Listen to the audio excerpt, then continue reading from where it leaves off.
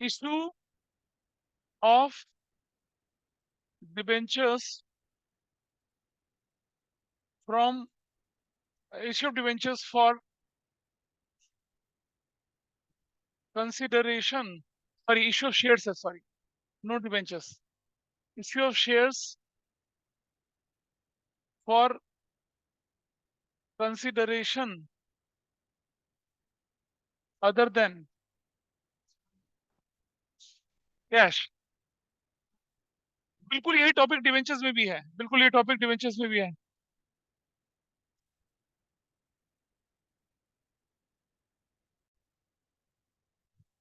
ये कई तरह से होता है, देखिए जरा यहाँ पर। फॉर एक्वायरिंग या परचेजिंग एन एसेट, आपने कोई एसेट खरीद ली। फॉर एक्वायरिंग अ बिजनेस, किसी का बिजनेस ही खरीद लिया, ठीक है।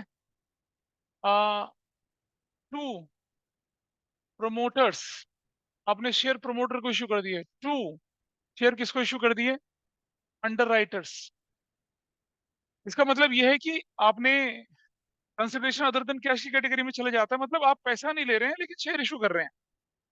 जैसे आपने मशीनरी खरीद ली, बदले में शेयर इशू कर दिया। आपने किसी का चलता हुआ बिजनेस खरीद लिया, बदले में क्या कर दिया? शेयर इशू कर दिया। पैसा हम लेके चलते हैं यहाँ पर। या फिर आप प्रोमोटर, प्रोमोटर कौन होते हैं? Those who conceive the idea of starting your company, उनका, उनको क्या किया आप लोगों ने? उनको आपने शेयर इशू कर दिए। अंडरराइटर होते हैं जो आपको गारंटी देते हैं कि in case of minimum subscription is not met, हम क्या करेंगे? आपके शेयर्स मिनिमम सब्सक्रिप्शन तक पहुंचा देंगे। उनको आप अंडरराइटिंग कमीशन, उनके लिए आप कहते हैं क्या कमीशन ले रहे हो? हमारे शेयर ही ले लो। ऐसा करके कहानी चलती है। Let us start with the first part. कुछ बहुत आसान जो आपके स्कूल्स में कराते हैं, जो जनरली बोर्ड में कराए जाते हैं, और बाकी थोड़े अपने लेवल के क्वेश्चंस में हम लोग लेके चलेंगे और आगे बढ़ते हैं, ठीक है। एक एक करके क्वेश्चन लेके चल रहा हूँ। Let us start with this part. For acquiring या परचेजिंग एन एसेट, एग्जाम्पल के साथ करके चलेंगे। तो I am talking about first, for acquiring या परचेजिंग एन एसेट, ये पहले लेके चल रहे हैं हम लोग केस। क्या लिखा हम लोगों ने? Tata limited purchased a machinery for ₹6 lakh and issued equity shares of ₹10 each for that. Record necessary journal entries in the following cases. In the following cases. Case 1 में हमने बोला ये जो शेयर है ना, equity shares were issued at par, par पे issue कर दिया। Case 2, equity shares were issued at premium of 20%। और केस 3 लिख दिया मैंने, क्या? Equity shares were issued at ₹13 each, each, each, ऐसे कर दिया। हमने मशीन खरीद ली कितने की? 6 लाख की, 6 लाख की मशीन खरीद ली। और जब 6 लाख की मशीन खरीद ली तो उसके बाद क्या कर रहे हैं? शेयर इशू कर रहे हैं। कितने शेयर इशू कर रहे हैं हमें नहीं पता, टीशन है। अगर एक शेयर पार पे हो, प्रीमियम पे हो, और किस पे हो? डिस्काउंट तो होता नहीं है खैर इस केस में। प्रीमियम की दो कंडीशंस मैंने आप लोगों के सामने बताई हैं।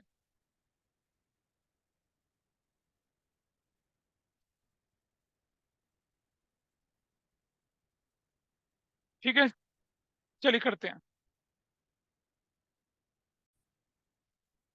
ठीक है भाई, पहली entry machinery account debit to. जब हमें ये नहीं पता होता कि किससे खरीद रहे हैं मशीनरी, तो हम लिखते हैं वेंडर। क्या लिखते हैं? वेंडर बोलते हैं उसको, जिससे नहीं पता मशीनरी। कितने की मशीनरी खरीद रहे हैं? 6 लाख की। क्या नरेशन बनेगी? Purchased machinery from vendor. ऐसे कर दिया, वेंडर से लिख दिया। ठीक है जी। दूसरी एंट्री करने से पहले हमें दूसरी एंट्री में क्या करना चाहिए? वेंडर अकाउंट डेबिट करना चाहिए टू इक्विटी शेयर कैपिटल करना चाहिए। और पर हमें ये नहीं पता कि नंबर ऑफ शेयर्स कितने हैं, तो हम क्या करेंगे? यहाँ देखिए, नंबर ऑफ इक्विटी शेयर्स कैसे निकलेगा वो? Amount payable to vendor, amount payable to vendor upon में इशू प्राइस पर शेयर, इशू प्राइस पर शेयर। बातें नहीं बिल्कुल भी, तो नहीं दिख रहा क्या? तो अमाउंट पेबल टू वेंडर कितना है? 6 लाख। इशू प्राइस पर शेयर कितना है? 10 रुपया। और कितना आ गया आपके पास amount? 60,000 rupees. I think this is fine with everybody. अब मैं यहाँ लिख सकता हूँ क्या? वेंडर तो 6 लाख ही रखेंगे हम यहाँ पर। 60,000 इंटू 10 करूंगा, 6 लाख लिखा जाएगा। और नरेशन में क्या लिखेंगे? 60,000 equity shares issued to vendors. खत्म, क्वेश्चन खत्म हो गया। अगर ये 3 नंबर का क्वेश्चन आया, एक नंबर इसका, एक नंबर इसका और एक नंबर इसका मिलता है। क्या चीज? हाँ तो 60,000 तो नंबर ऑफ शेयर पता चल गया ना कितने हैं। हाँ हाँ, तो बोल तो रहा हूँ, इतनी सी कैलकुलेशन के नंबर मिलते हैं फ्री में। क्या परेशानी है? नंबर, हाँ। केस वन था simple, this was the case one. Case one था, कोई दिक्कत है किसी को केस वन में? This was case one only. Case one था।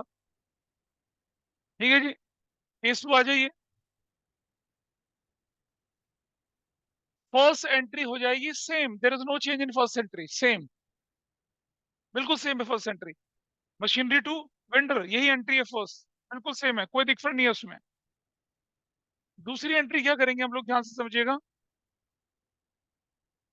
वेंडर्स अकाउंट डेबिट 6 लाख से टू इक्विटी शेयर कैपिटल और टू सिक्योरिटीज प्रीमियम।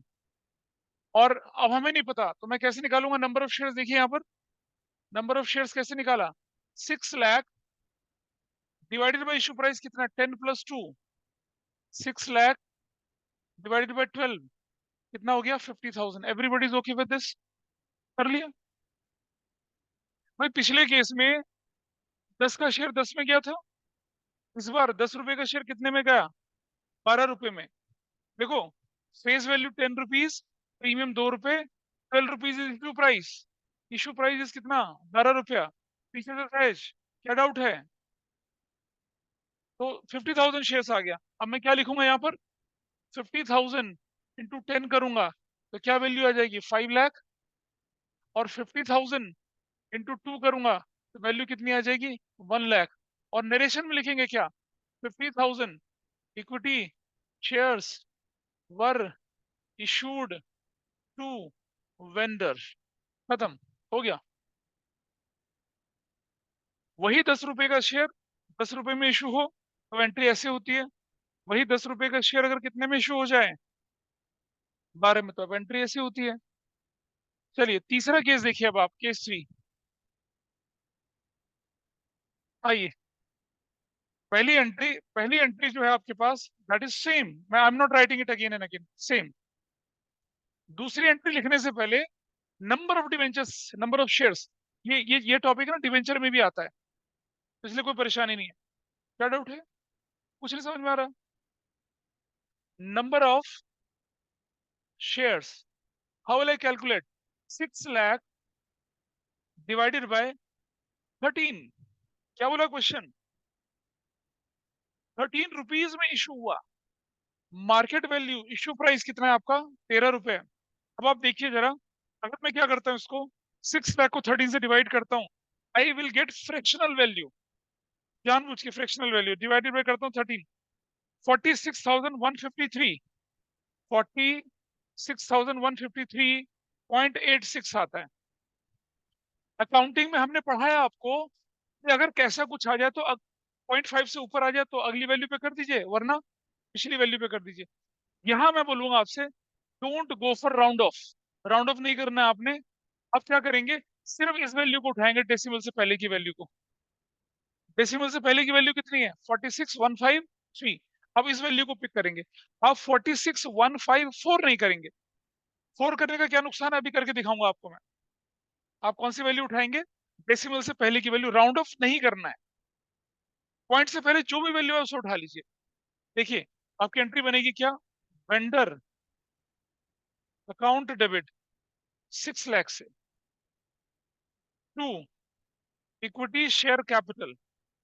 जरा मुझे बताइए, 46,153 इंटू 10 करूंगा, इट विल 46,1,530 ऐसा। To securities premium 46,153 into 3। तो मुझे कैलकुलेट बताइए कितना value I?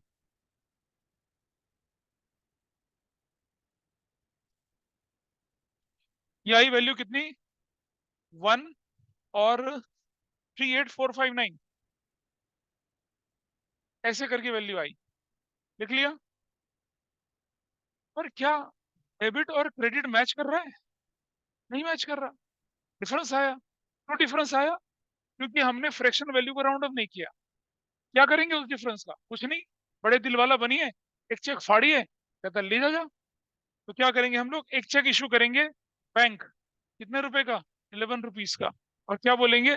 46,153 equity shares were issued to vendor. कर दिया इशू, वेंडर, खत्म हो गया क्वेश्चन। अगर कभी फ्रैक्शनल वैल्यू आ जाए तो जो डिफरेंस होगा उसका चेक दे देंगे, चाहे वो 2 रुपए का चेक हो, चाहे 5 रुपए का चेक हो, 10 रुपए का चेक हो। ठीक है? इतने का आप काम कर सकते हैं, इतना आप उसको इशू करके काम खत्म कर देंगे। This is your question. KK limited purchase a machinery 4 lakh की, 4 लाख की मशीनरी को 9 लाख में खरीद रहा है, और 1 लाख इमीडिएटली दे देता है।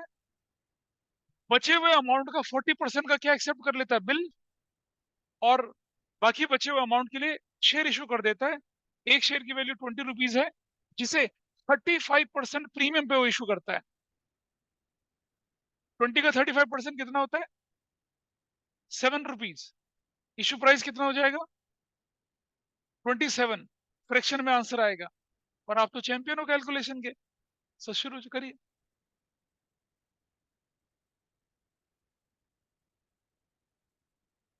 कर सकते हैं ना? हम्म, करो। पीछे दोनों।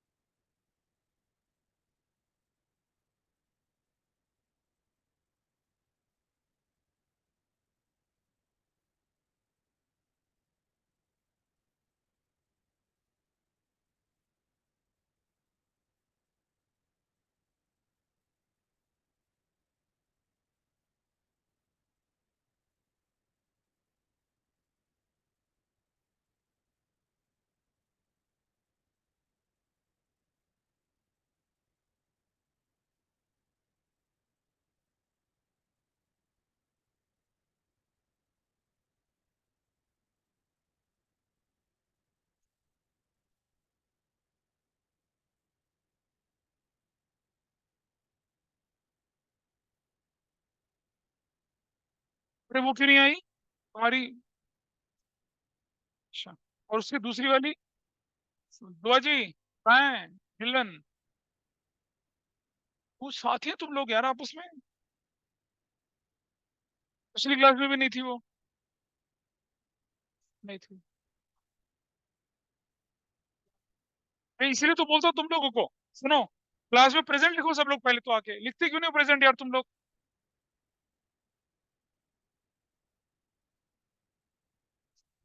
जैसी क्लास के अंदर एंटर करते हो तुरंत प्रेजेंट लिखा करो। अरे भाई समझ में आया? हो गया? Very good. क्यों? नहीं, ओ हाँ, बचपन में मैंने इन लोगों की कहानी सुनाई थी। कतरीना कैफ दिल्ली आती है, उसे जुकाम लग जाता है। हाँ हाँ हाँ, क्या क्या? हमने हमने करेक्ट, हमने ना बचपन में कहानी सुनाई थी।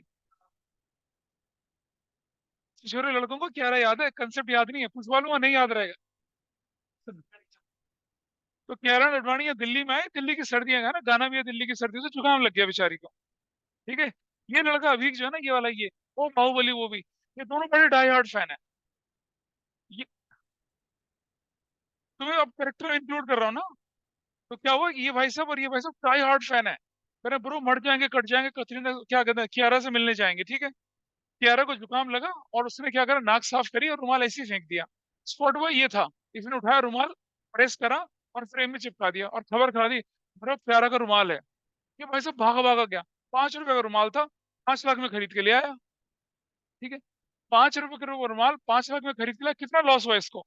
4,99,995। बुलशिट, कुछ लॉस नहीं हुआ। जब हम कुछ खरीदते हैं कोई लॉस नहीं होता, एक्विजिशन कॉस्ट है ना। अरे दिल की बात है यहाँ यार। आगे बढ़ते हैं थोड़ा सा। अब सुनो, अब सुनो, फिर क्या हुआ। इसने बोला, इसको उसको पता चला, और बड़ा फैन है वो, एसी कूलर है सब कुछ है, उसे पता चला क्यारा का रुमाल, कह रहा भाई बस तू दे दे, इसने कहा 10 लाख में खरीद लिया उसने। ठीक है, उसको कितने का लॉस हुआ? कोई लॉस नहीं हुआ। What is his acquisition cost? 10 lakh. इसे फायदा हुआ कुछ? हाँ, इससे फायदा हुआ, कितने का? 5 लाख का फायदा हुआ। तो बेटा समझिए, जब हम खरीदते हैं ना, कोई लॉस नहीं होता, बेचते समय लॉस होता है। आपकी जेब से कितना निकला? 9 lakh rupees. Your acquisition cost is 9 lakh. Historical cost principle लगता है। ठीक है जी।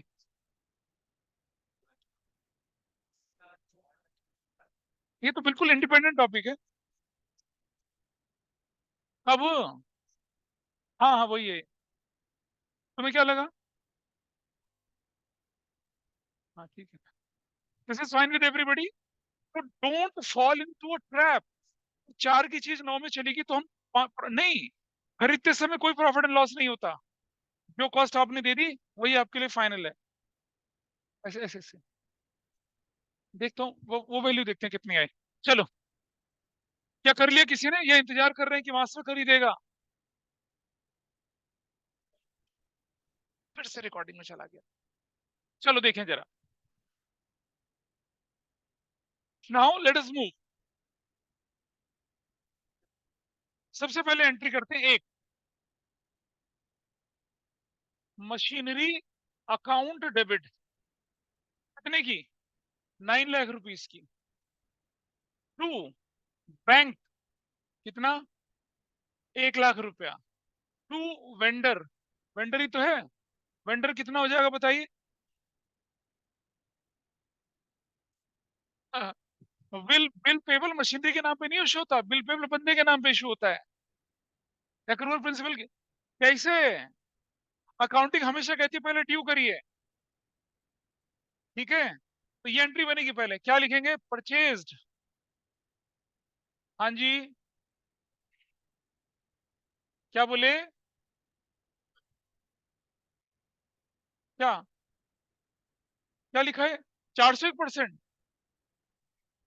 कि ना, मैं लिखता इतना बुरा हूं, लेकिन इतना भी बुरा नहीं है। ठीक है, अब आप समझिए, कुछ टीचर्स क्या करते हैं, कुछ ऑथर्स क्या करते हैं, टीचर्स नहीं है, वो क्या करते हैं, मशीनरी डेबिट टू वेंडर पूरा 9 लाख करते हैं, फिर आगे बढ़ा लेते हैं एंट्री, ऐसा भी कर सकते हैं, कोई दिक्कत, क्योंकि एक ही दिन होता है। ठीक है, नहीं नहीं, प्रैक्टिकली प्रैक्टिकली ये ठीक है एक्रूवल के हिसाब से।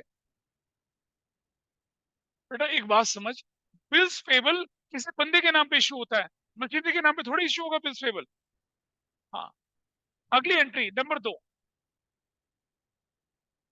Vendors account debit, I write 8 lakh. 2, bills payable account, कितना बिल्स 40%, कितना हो जाएगा 3,20,000। 3,20,000। अब जरा समझिए, बैलेंस अमाउंट कितना था, बैलेंस अमाउंट वो कैसे निकाला, बैलेंस अमाउंट जरा देखिए। हमारे पास एक्विजिशन कॉस्ट क्या थी, acquisition cost that was 9 lakh minus paid in cash. Paid in cash कितना कर दिया, 1 लाख। वैल्यू कितनी आ गई, 8 लाख माइनस 40% बीपी एक्सेप्ट करा कितने का, 3,20,000 का। अब बैलेंस कितना बचा, बैलेंस 4,80,000।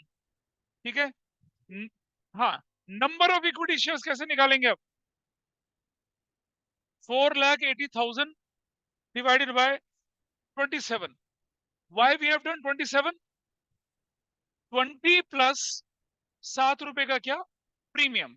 तो कितनी वैल्यू आ गई, 480 डिवाइडेड बाय 27, कितना आया आंसर ये, पक्का से। हाँ, 4,80,000 डिवाइडेड बाय कर दिया 27, कितना आया बताइए, 17,777.77, ऐसा लंबा लंबा आ रहा है। आपको कौन सी वैल्यू उठानी है, सिर्फ ये वैल्यू उठानी है। ठीक है जी, तो क्या लिखेंगे, टू इक्विटी शेयर कैपिटल, क्या बोले बेटा, हाँ अलग अलग भी कर सकते हैं, 1777 इंटू 20 करूंगा मैं, इंटू 20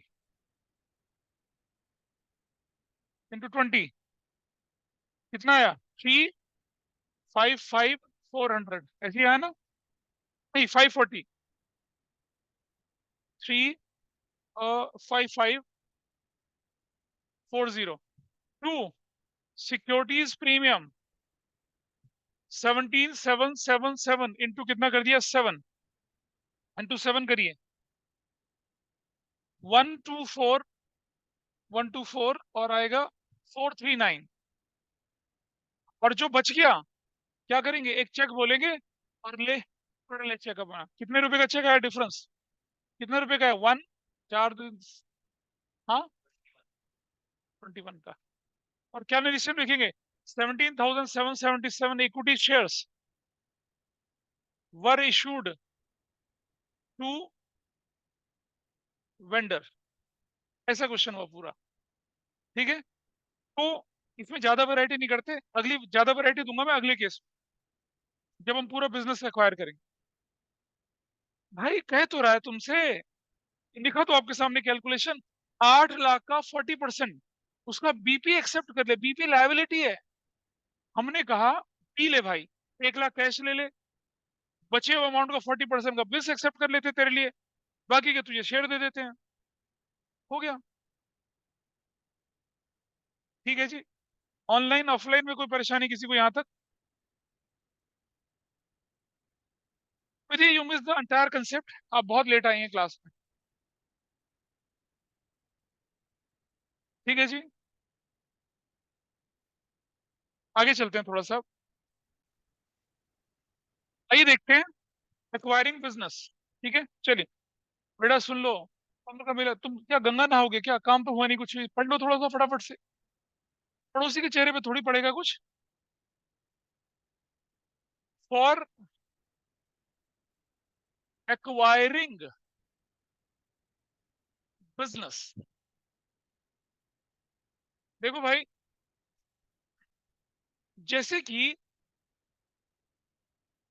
हम किसी व्यक्ति को एक्सेप्ट करते हैं, उसकी अच्छाइयां बुराइयां दोनों के साथ करते हैं ना। जब हम किसी के साथ छोटा रिलेशन बड़ा रिलेशन उससे बड़े रिलेशन में जाते हैं, हम ये थोड़ी बोलते हैं तू और तेरी अच्छाइयां हमारी हैं, तेरी बुराइयां नहीं है, अगर बुराई दिख तो चपेट पड़ेगी, ऐसा तो नहीं होता। ह्यूमन बींग जो होते हैं, अच्छाई बुराई दोनों के साथ चलते हैं। आपका दोस्त है, आपके दोस्त में बहुत सारी बुरी आदतें हों, कुछ आदत आपको लगती है यार ये तो बंदा मतलब जान निछावर करने के लायक है, तो आप उसके साथ दोस्ती बढ़ाते हैं, ठीक है। और कुछ जो रिलेशन होते हैं जिन्हें मजबूरी में आपको बांधना पड़ता है ना, जैसे हमारा नैतिक विवाह के बंधन में बंध गया, रणचंडी के साथ इसकी शादी हो गई मान लो अपना, तो तलवार खींचे रहती है हमेशा, ठीक है, और ये बंदा तलवार की नोक पे होता है। तो अच्छाई बुराई, similarly if you are acquiring a business of somebody, उस बिजनेस की अच्छाइयां तो होंगी एसेट्स, और बुराइयां क्या होंगी, लायबिलिटीज। तो हमें बिजनेस को अच्छाई बुराई दोनों के साथ लेना पड़ता है, ठीक है। और अच्छाइयों में से बुराई माइनस करके जो वैल्यू आती है, उसके हिसाब से हम डिसाइड करते हैं कि इस बिजनेस को कितना वैल्यू हम लगाएं। आइए देखते हैं, वो अच्छाई बुराई का कंसेप्ट होता है, यहाँ देखते हैं अकाउंटिंग में कैसे डील करते हैं हम लोग। तो देखिए, आप क्या करते हैं, आप एक कंसेप्ट सीखते हैं जिसे कहते हैं नेट एसेट्स का। ये मैंने गुडविल के कैलकुलेशन वाले चैप्टर में सिखाया था, नेट एसेट्स। आप क्या करते हैं, टोटल एसेट्स जितनी भी है उसकी, उसमें से माइनस लायबिलिटीज, कौन सी वाली, एक्सटर्नल वाली, वो माइनस करते हैं तो आपके पास क्या निकल आता है, नेट एसेट्स निकल आता है। जैसे मान लिया जाए किसी बिजनेस की टोटल एसेट्स कितने की थी, 10 लाख रुपीज की थी, और लायबिलिटी सिर्फ 2 लाख रुपए की थी, तो हमें, हमारे हिसाब से उस बिजनेस की वैल्यू क्या है, 8 लाख रुपए है। अगर मैं ये बिजनेस, अब मैं बोलूं यहाँ पर क्या, परचेज कंसिडरेशन, परचेज कंसिडरेशन, हमने परचेज कंसिडरेशन लगाया 10 लाख रुपए का। तो बताइए, हमने ये बिजनेस सस्ते में खरीदा या महंगे में खरीदा, 8 लाख रुपए उसकी वैल्यू है, हम इसे कितने में खरीद रहे हैं, 10 लाख में।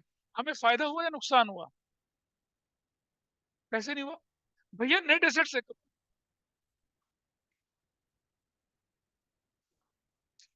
एसेट्स खरीदते समय नुकसान नहीं था, बिजनेस खरीदने की बात कर रहा हूं मैं, एसेट्स नहीं।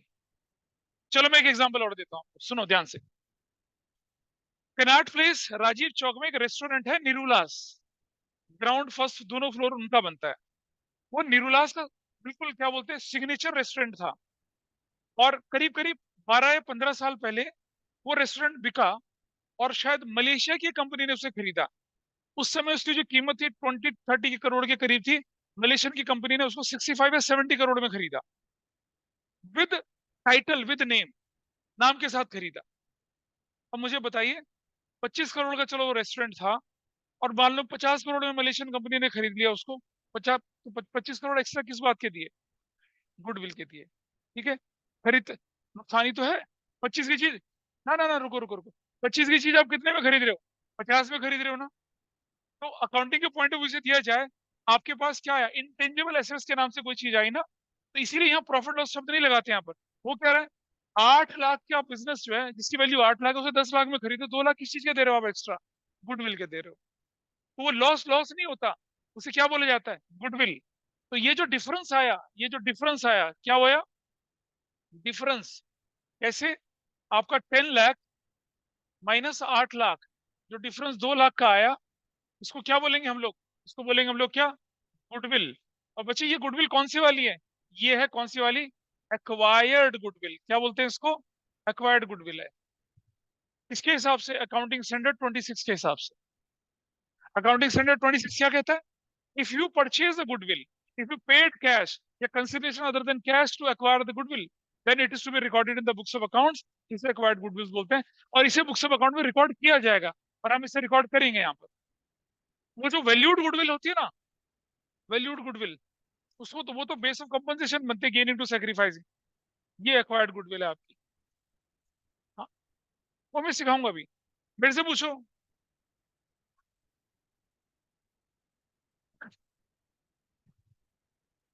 परचेज कंसिडरेशन क्वेश्चन में गिवन होता है, हाँ वो गिवन होता है, कि भाई सामने वाला कहता है कि तेरे बिजनेस की वैल्यू 10 लाख है, 5 लाख है, 2 लाख है। जस्ट सुनो, अगर परचेज कंसिडरेशन 6 लाख रुपए लगी तब क्या होगा, हमने कहा तेरे बिजनेस की कोई औकात नहीं है, 6 लाख हम दे रहे हैं, तुझ पे एहसान कर रहे हैं, ठीक है। तब क्या हुआ, गेन हो गया, गेन हुआ, और ये गेन कहलाता है कैपिटल गेन। और कैपिटल गेन का फाइनल डेस्टिनेशन क्या था, कैपिटल रिजर्व। तो जरा देखिए डिफरेंस कितना आया यहाँ पर, डिफरेंस डिफरेंस आया कितना, 8 लाख माइनस 6 लाख, डिफरेंस कितना आया, 2 लाख आया। ये डिफरेंस क्या कहलाएगा, कैपिटल गेन। और कैपिटल गेन जो है वो कहाँ ट्रांसफर होता है, कहाँ ट्रांसफर होता है, कैपिटल रिजर्व बोल के, तो जो हमने थोड़ी देर पहले कहानी पढ़ी थी ना, खरीदते समय प्रॉफिट लॉस नहीं होता, वो बिजनेस खरीदते समय नहीं चलता है। एक एसेट खरीदते समय थोड़ी गुडविल और कैपिटल रिजर्व आएगा। बोलो, एक मशीन खरीदते समय थोड़ी गुडविल आती है, नहीं आती। लेकिन बिजनेस खरीदते समय गुडविल या कैपिटल गेन या कैपिटल रिजर्व वो अमर्ज हो जाता है। हाँ, अभी मैं क्वेश्चन करके दिखाऊंगा, ये तो समझाने के लिए अभी। ये 6 लाख का परचेज कंसिडरेशन और 8 लाख का बिजनेस था, तो 2 लाख का फायदा हो गया। This is fine with everybody. चलिए इस पर रिलेटेड एक क्वेश्चन करते हैं, जरा देखिए। तो मैं अगर यहाँ समराइज करना चाहूँ तो क्या समराइज कर सकता हूँ? क्या होगा?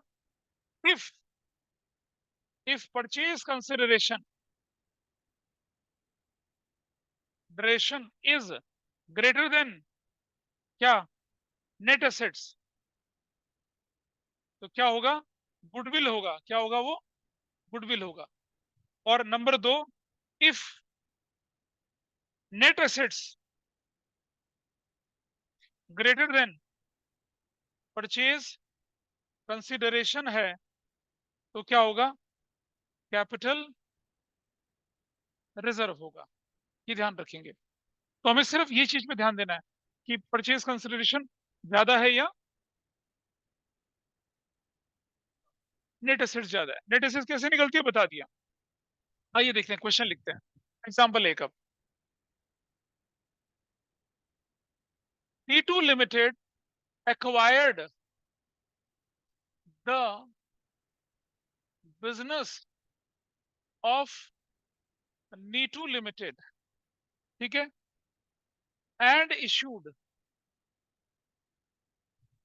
limited and issued equity shares of rupees 10 each at 25% premium, 25% premium पे। ठीक है, आगे लिखेंगे आप, total assets of N2 Limited were of rupees 15 lakh and sundry liabilities were of rupees 3 lakh. ठीक है, record necessary journal entries if case 1 purchase consideration purchase consideration was purchase consideration were of rupees 8 lakh, और case 2 purchase consideration were of rupees 20 lakh. ये दोनों cases में हमें क्या करनी है? एंट्रीज करनी है। चलिए फटाफट से नोट करके मैं इसे कराऊंगा, अगला क्वेश्चन आप लोग करेंगे। Guys let's go for solution. Case 1, सबसे पहले देखिए नेट एसेट्स क्या है आपकी। What is the value?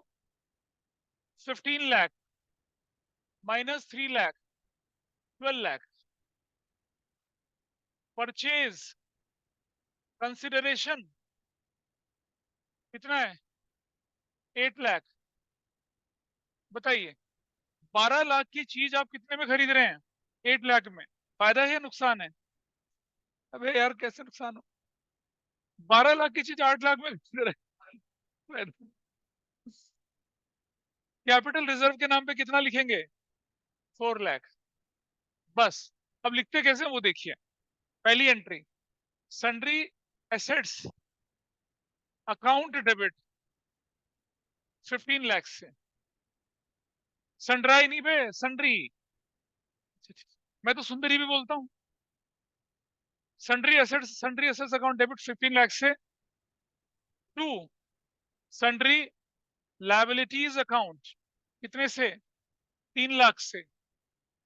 To, कौन बन रहा है वो? नी2 limited account that will be of 8 lakh.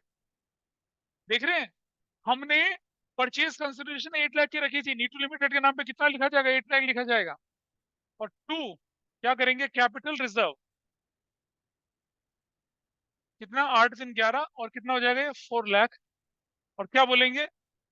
Acquired the business of Neetu limited, ऐसे करके। नंबर 2 कहां से आ गया? पैसे नहीं दे रहे हैं, उसके बदले में शेयर इशू कर रहे हैं। कहां लिखा पैसे दे रहे हैं?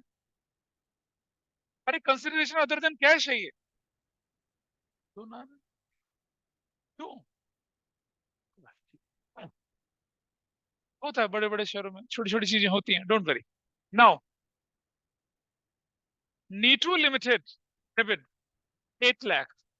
सुनिए जी, अच्छा फॉर्मूला क्या बनता है? Number of shares. Number of shares कैसे कैलकुलेट करेंगे आप? अमाउंट लिखेंगे क्या? Amount payable as purchase consideration upon में इशू प्राइस पर शेयर। इशू प्राइस पर शेयर ऐसा करके करेंगे। Amount payable as purchase consideration वो। अब जरा देखिए यहां पर क्या कर दूं? नहीं कर रहा 20%। 25 आएगा नहीं पॉइंट में? नहीं आएगा पॉइंट, पूरा कटता है पॉइंट। 12.5 काट लो, वो भी पूरा कटेगा। 10 रुपए का शेयर था, 25% प्रीमियम है, पूरा कटेगा वो भी, कोई पॉइंट नहीं आएगा। देखिए वैल्यू 8 लाख डिवाइडेड बाय 12.5, 64,000, ऐसे पूरा कट रहा है वो। टू, ध्यान से सुनना, equity share capital account, what you will write? 64,000 into 10, 6,40,000। To, securities premium account, you will write 64,000 into कितना करेंगे रे हम लोग? 2.5, तो ये आएगा 160। और क्या लिखेंगे? 64,000 equity shares were issued to Neetu limited. मैंने केस 1 कराया, केस 2 अपने आप करिए। मैंने केस 1 कराया ना, केस 2 अपने आप ट्राई करिए जल्दी से। अगर किसी को नहीं समझ में आया तो ये जो है ये कितना है? 10 प्लस 2.5 है, ऐसा बनाइए। और ये जो वैल्यू है कितनी बनी? 8 लाख डिवाइडेड बाय 12.5, 64,000 ऐसे बनी। अगला क्वेश्चन अपने आप करेंगे भाई, जल्दी करिए। चलिए देखिए case 2, net assets purchase consideration कितने की है बताइए। अब की बार हाँ 20 लाख। तो अब की बार गुडविल कितने की हो गई? गुडविल, गुडविल 8 लाख की हो गई। हाँ बेटा, 12 लाख की चीज आप खरीद रहे हैं 20 में, महंगी खरीद रहे हैं, गुडविल बनेगा। तो सुनिए भाई, अरे हो चुका हो तो औरों को करने दो। Sundry assets debit to sundry liabilities 3 lakh to Neetu limited कितने का? 20 लाख रुपए का। डिफरेंस आएगा गुडविल अकाउंट डेबिट 8 लाख का। और क्या लिखेंगे? Acquired the business of Neetu limited. 2 number entry, Neetu limited account debit, Neetu limited account debit 20 lakh. अब इधर देखिए 20 लाख डिवाइडेड बाय 12.5 क्या आएगी वैल्यू? बोलिए। 20 लाख 1,60,000। तो to equity share capital 1,60,000 into 10, 16 lakh रुपया। 2, सिक्योरिटीज प्रीमियम 160 इंटू 2.5,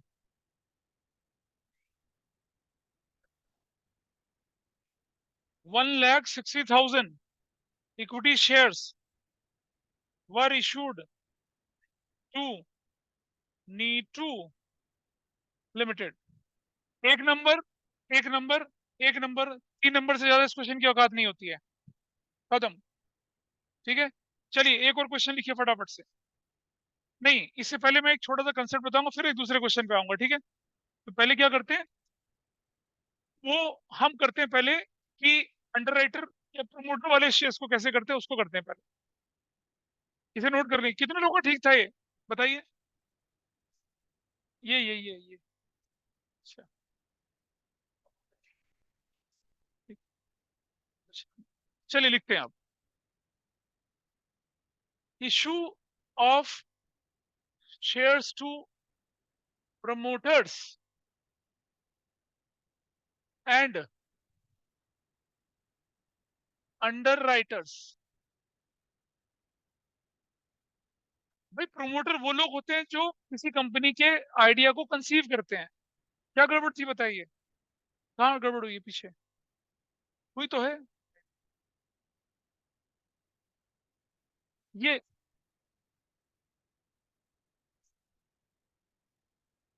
कहाँ पर, आइए देखें। तो ये जो प्रमोटर होते हैं, ये कंपनी पे एहसान करते हैं क्योंकि ये कंपनी को जन्म देते हैं। इनके एहसान को उतारने के लिए कंपनी क्या करती है, इनको शेयर इश्यू कर देती है बिना पैसे दिए हुए। अब कंपनी के जन्मदाता को, फाउंडर को अगर हम शेयर दे रहे हैं तो पैसा नहीं लेते उनसे, लेकिन हमारे लिए एक्सपेंस तो होगा, वो कहाँ से पूरा करेंगे उसको, उसके लिए क्या करेंगे, उसके लिए सिक्योरिटीज प्रीमियम है सेक्शन 52 सब सेक्शन 2। और नहीं होगा तो प्रॉफिट एंड लॉस अकाउंट से हम उसको पूरा कर लेते हैं, स्टेटमेंट ऑफ प्रॉफिट लॉस बोलते हैं, प्रॉफिट लॉस वो मैं लिखवाऊंगा अभी। पहले क्वेश्चन लिख लेते हैं, ठीक है। X limited issued 20,000 equity shares of rupees 10 each to its promoters and issued 40,000 equity shares to underwriters for underwriting commission।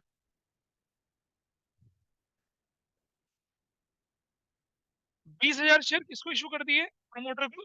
40,000 share किसे इशू कर दिए, अंडरराइटर को। ठीक है, चलिए पहले इसका सॉल्यूशन देखते हैं, फिर इस पर रिलेटेड कंसेप्ट में लिखवाऊंगा। पहली एंट्री देखिए, अब आप लिखेंगे इनकॉर्पोरेशन कॉस्ट या फॉर्मेशन एक्सपेंसेस या प्रीलिमिनरी एक्सपेंसेस अकाउंट डेबिट। ऐसा करते हैं, ये जो प्रमोटर को शेयर देते हैं ना, इसे इनकॉर्पोरेशन कॉस्ट या फॉर्मेशन एक्सपेंस या प्रिलिमिनरी एक्सपेंस बोला जाता है। ठीक है जी। और 20 into 10 कितने रुपए का होगा ये, 2 लाख रुपीज का माना जाता है। और अकाउंटिंग का रूल है, पहले ड्यू करेंगे फिर सेटल करेंगे। To promoters account 2 lakh. क्या नरेशन देंगे, देखेंगे क्या, incorporation cost is due. Incorporation cost क्या कर दिया, ड्यू कर दिया। ड्यू का मतलब है आपने उसे बुक्स में लिया है, एक्सपेंस मान लिया है। और अगली एंट्री करेंगे क्या, प्रमोटर्स अकाउंट डेबिट 2 लाख से to equity share capital 2 lakh से। क्या नरेशन लिखेंगे, 20,000 equity shares were issued to promoters. एक पार्ट खत्म हो गया, कुछ भी नहीं है, साधारण सी एंट्री है। भाई बोला तो जन्म से पहले के खर्चे, जैसे कि जब आप ऊपर आसमान से धरती पे अवतरित हुए थे, कैसे अवतार लिया था या बायोलॉजिकली जन्म लिया था? बायोलॉजिकली लिया था, ठीक है। तो मम्मा डॉक्टर के पास गई होंगी, खूब सारी दवाइयां खाई होंगी, हॉस्पिटल के चेकअप, एक्सरेज होते हैं, अल्ट्रासाउंड, दुनिया भर की चीजें होती है ना। तो जो पेन और पीड़ा आपके जन्म के समय सही थी, वो पैसों में नहीं वैल्यू करी जाती है। तो वो आपके जन्म से पहले के खर्चे थे, प्रिलिमिनरी एक्सपेंस थे आपके लिए, ठीक है। और जब आप शादी की मार्केट में बिकने के लिए तैयार खड़े होते हैं, मम्मा कहते हैं पहले जन्म से पहले के खर्चे, जन्म के बाद के खर्चे, होते की पढ़ाई लिखाई का खर्चा, सब मिलाकर हम तो इतना लेंगे इसके लिए। समझ में आया प्रिलिमिनरी एक्सपेंस क्या होता है? चलो आगे बढ़ते हैं। Sorry for that. चलिए देखें। तो भाई, कंपनी के जन्म से पहले के खर्चे इनकॉर्पोरेशन कॉस्ट कहलाते हैं।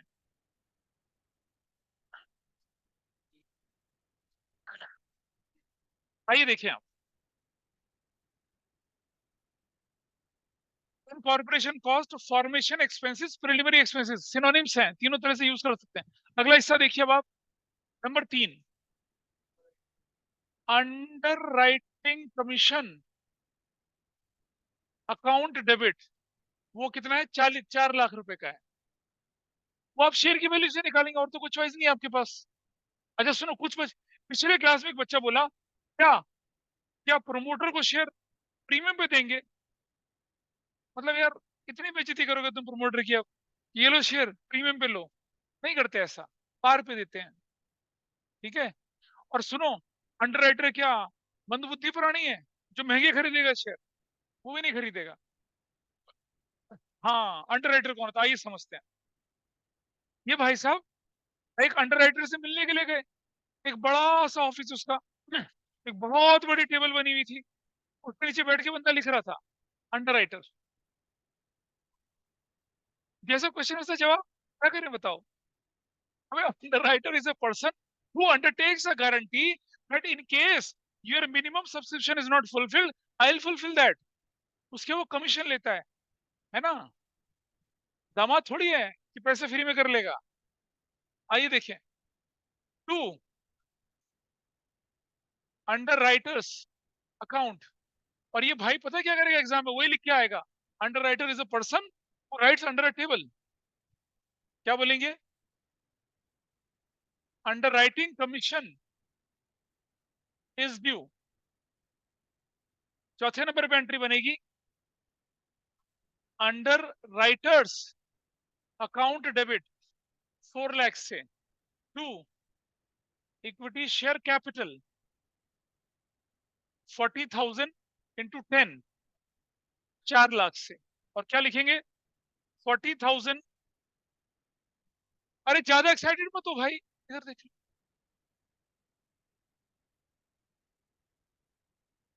इश्यूड टू अंडर राइटर्स, ठीक है। अब एक नोट लिखिए इसके नीचे, नोट लिखिए फटाफट से, बड़ा बड़ा ये लिख लीजिए, उसका नोट लिखिए नीचे। हाँ, इसे कॉपी को फास्ट करिए, कॉपी। देख देख, नोट लिखेंगे, preliminary expenses, preliminary expenses and underwriting commission, preliminary expenses and underwriting commission,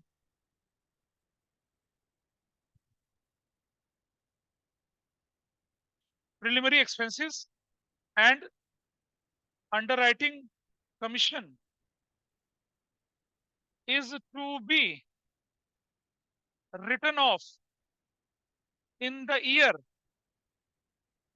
in the year itself in which shares are issued। जिस साल आप शेयर इशू कर रहे हो प्रोमोटर को, अंडरराइटर को, उसी साल ये जो इनकॉर्पोरेशन एक्सपेंसेस हैं, कॉस्ट, और जो क्या अंडरराइटिंग कमीशन है, उसको उसी साल राइट ऑफ करना है। Preliminary expenses and underwriting commission is to be written off in the year itself in which shares are issued। बता लॉस है भाई। अच्छा, हाँ रुको रुको रुको, इसे कहते हैं कॉन्सेप्ट हिलना। Salary account debit to cash entry हुई थी 10,000 से 10,000 से, पे तो कर दिया। फिर बाद में क्या करते हो, profit and loss debit to salary करते हो ना राइट ऑफ करने के लिए, क्यों करते हो? आपने तो रिकॉर्डिंग करी सिर्फ, राइट ऑफ करोगे नहीं, फाइनल डेस्टिनेशन में नहीं पहुंचाओगे उसको, इसलिए करते हैं। जो भी एक्सपेंसेस हैं जिस फाइनेंशियल ईयर में ये इशू, उस फाइनेंशियल ईयर में राइट ऑफ खत्म करना होता है। लॉस है ना हमारे लिए तो, अरे शेयर इशू कर दिया लेकिन पैसा तो नहीं आया। अच्छा अब देखिए, out of out of securities premium, out of पहले पॉसिबिलिटी क्या है, सिक्योरिटीज प्रीमियम से राइट ऑफ करिए उसको। Out of securities premium as per the section 52, as per the as per the provisions of section 52 subsection 2 of the Companies Act 2013 and ये बंद कर दिया, out of securities premium reserve and out of statement of profit and loss. अगर securities premium था sufficient उससे, अगर वो नहीं है तो किससे करेंगे, स्टेटमेंट ऑफ प्रॉफिट लॉस से। जैसे यहां दिखाता हूं मैं आपको क्वेश्चन करके। हाँ जी, as per the provisions of section 52 subsection, हाँ statement of profit loss, account मत लिखना इसे, अकाउंट लिखते क्वेश्चन गलत हो जाएगा फिर आपका। देखिए, if there is no securities premium balance, नहीं था सिक्योरिटीज प्रीमियम का बैलेंस, तो राइट ऑफ करने की एंट्री क्या होगी, देखिए जरा। आपको ये करना है सिर्फ ये वाली एंट्री, आपको ये एंट्री नहीं करनी, जब बोली जाए तभी करनी होती है। ये मैं आपको समझाने के लिए कर रहा हूं। तो क्या एंट्री बनेगी आपकी, statement of profit and loss debit to incorporation cost to underwriting commission, this is what 2 lakh. और तीसरा क्या था ये, दूसरे वाले का कितना था, 4 लाख और 6 लाख। और क्या बोलेंगे, incorporation cost and underwriting commission is written off. अगर आपके पास सिक्योरिटीज प्रीमियम नहीं था तो ये एंट्री करते हैं। If securities premium balance of ₹1 lakh was available, तब क्या करेंगे बताइए। अगर 1 लाख का प्रीमियम था, नहीं पता चल रहा क्या हो रहा है,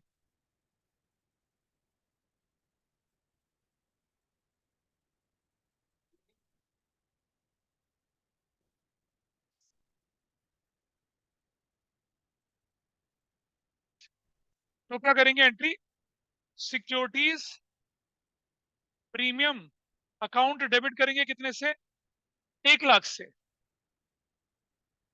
statement of profit and loss debit करेंगे कितने से, 5 लाख से। टू इनकॉर्पोरेशन कॉस्ट 2 लाख से।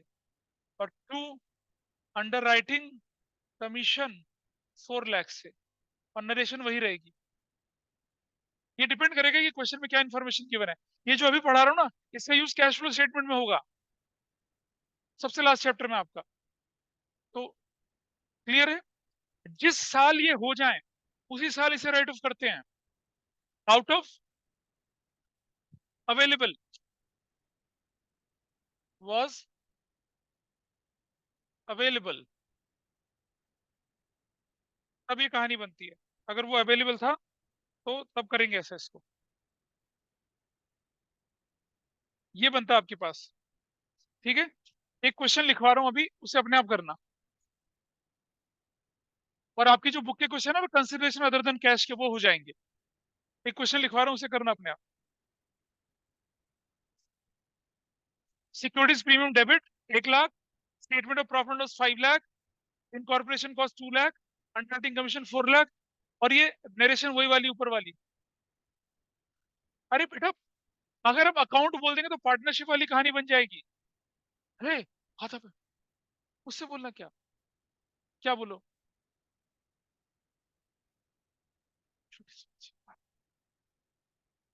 तुम ही करो, छोटे बच्चे को मत मारो, ठीक है। ये आपका बेस डेवलप हो रहा है, मैं ऐसा नहीं कर रहा था, कोई फर्क नहीं पड़ता, लेकिन कैश फ्लो स्टेटमेंट में इसका इस्तेमाल होता है एक जगह पे। एक वन मार्कर क्वेश्चन गलत हो जाता है वरना। और एक तब मैं रेफर करूंगा कि मैंने उस समय क्या सिखाया था आप, ठीक है। अच्छा, चलिए, एक क्वेश्चन में लिख रहा हूँ उसे, एक क्वेश्चन लिख लेंगे उसके बाद आपका काम आसान हो जाएगा, फिर ये चैप्टर हमारा कंक्लूड हो जाता है। वो क्वेश्चन मैं इसलिए दे रहा हूँ आपको, क्योंकि एग्जाम में अगर आएगा तो आपको परेशानी नहीं होगी उसे करने में।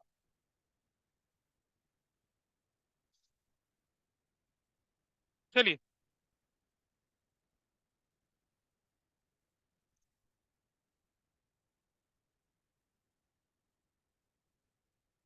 क्वेश्चन है, x limited acquired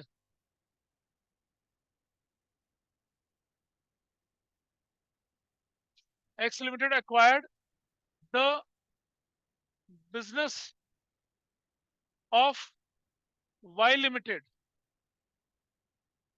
for a purchase consideration of rupees 30 lakh. 30 lakh, ठीक है। The business of Y Limited includes following: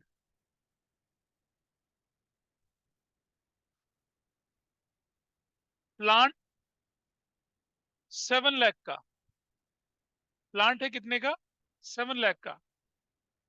machinery जो है वो है 3 लाख की। क्रेडिटर्स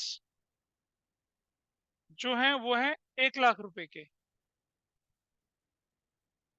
बिल्स पेबल वो है कितने के, 2 लाख रुपए का। इक्विपमेंट्स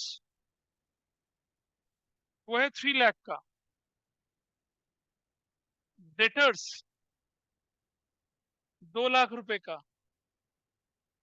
बी आर 1 लाख रुपए का। नेट एसेट्स 12 लाख रुपए की। बैंक बैंक ओवरड्राफ्ट ओडी कर दिया मैंने, 2 लाख रुपए का। पेटेंट्स रुपीज 2 लाख का, ये लिखा। The purchase consideration purchase consideration is to be settled by issue of equity shares of rupees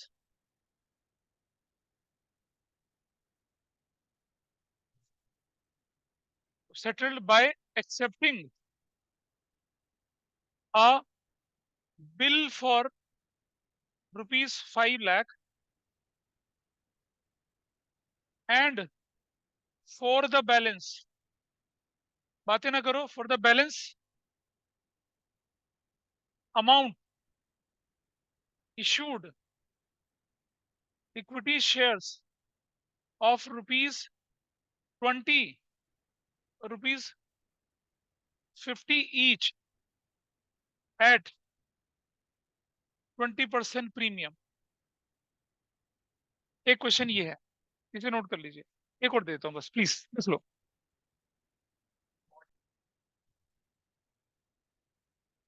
x limited acquired the business of Y Limited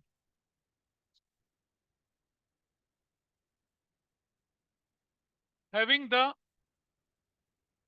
following, क्या क्या है, प्लांट 2 लाख रुपए का। मशीनरी 3 लाख रुपए की। लैंड 3 लाख रुपीज का। ट्रेड रिसीवेबल्स 2 लाख रुपए का। क्रेडिटर्स 1 लाख रुपए का। फर्नीचर 3 लाख रुपीस का। ट्रेड पेबल्स 5 लाख के। डेटर्स 1 लाख रुपए का।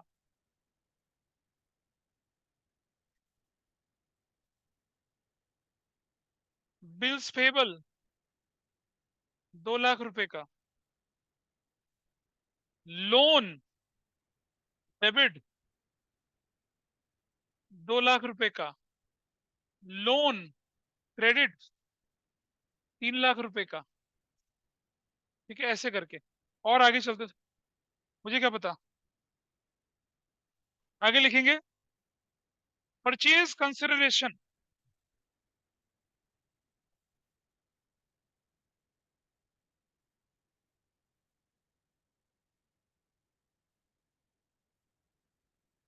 परचेज कंसिडरेशन,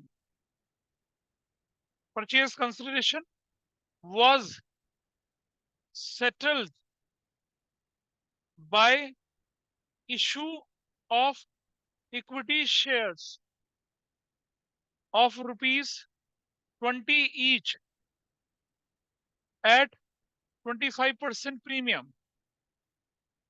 ठीक है, आगे लिख रहे हैं 20% of the purchase consideration was settled by accepting a bill of rupees 6 lakh। यहां परचेज कंसिडरेशन का अमाउंट नहीं दिया है, निकालना है। This is the question. हो गया, ये क्वेश्चन है, ये करना है आपको।